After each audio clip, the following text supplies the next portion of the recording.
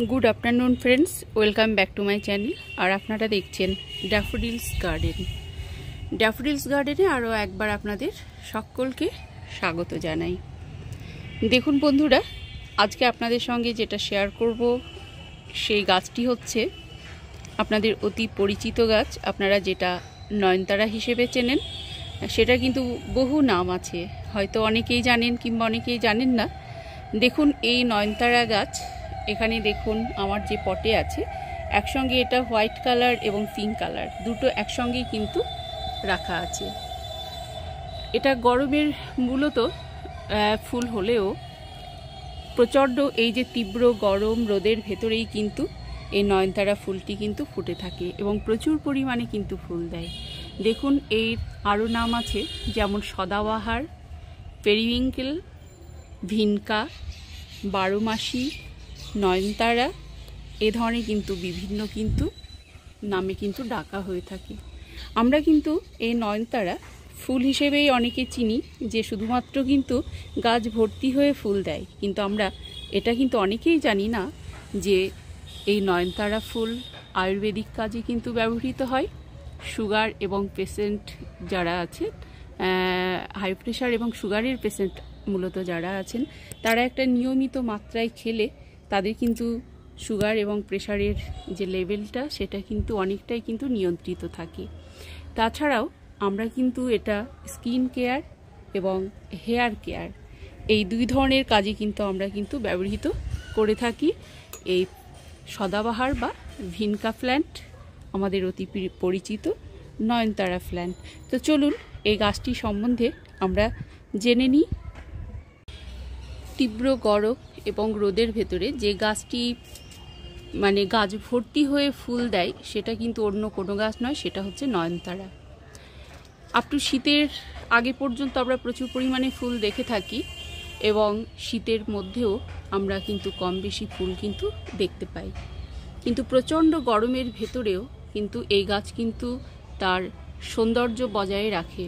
দেখুন বন্ধুরা, এই যে নয়নতারা গাছের যে সৌন্দর্য সেটা আপনারা অলরেডি বুঝতে পারবেন। আমার বাগানের আর কি চারিদিকে ছড়িয়ে ছিটিয়ে আছে প্রচুর পরিমাণে। আমি আপনাদের সঙ্গে দু একটা গাছ শেয়ার করি। দেখুন, অত্যন্ত সাধারণ কিন্তু ফুল গাছ।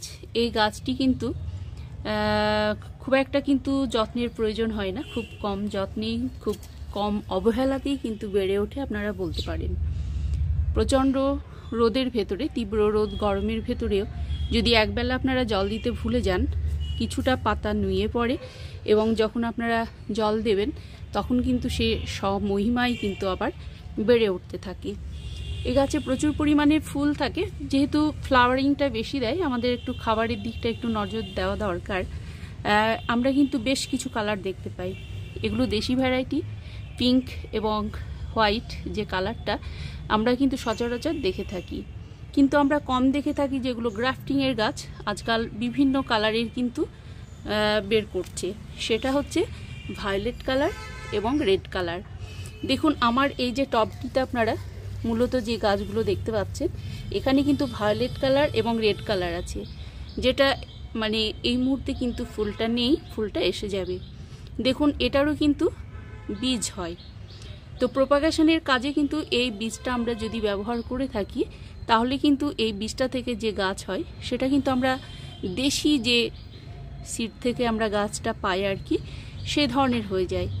তো আমরা সিড থেকে না করে এটা আমরা যদি মূল গাছ থেকে কাটিং করে আর কি যদি গাছটা করি তাহলে কিন্তু গাছটা বেটার হতে পারে। দেখুন যেটা আমি করেছি, এখানে মূল গাছ আছে, আপনারা অতি সহজেই লক্ষ্য করলে বুঝতে পারবেন।